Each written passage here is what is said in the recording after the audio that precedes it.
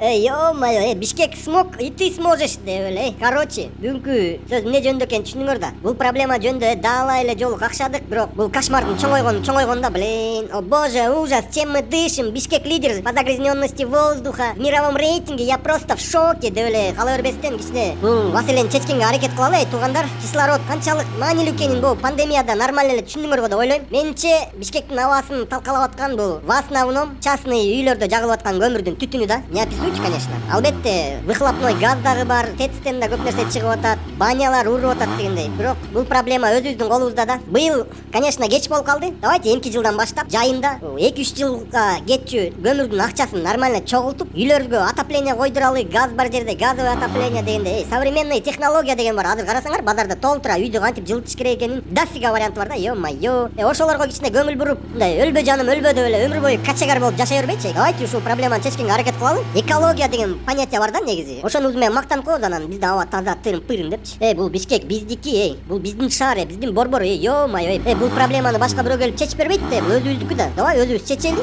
Бул түтүн менен дем алып отура берсек, өмүрүбүздүн 5-10 жылы смело кесилип кетет го. Ё-моё. Давайте кыргыздар, эмки жылдан баштап бул маселени бир 50% болбосо да жок дегенге 30%ке чечип коелу. Анан довольный жата беребиз. Ушинтип жыл сайын акырындан азайта берсек, глядишь, уже нету проблемы болуп калат. Ошондуктан мен силерге ишенем. Давайте, поддержим.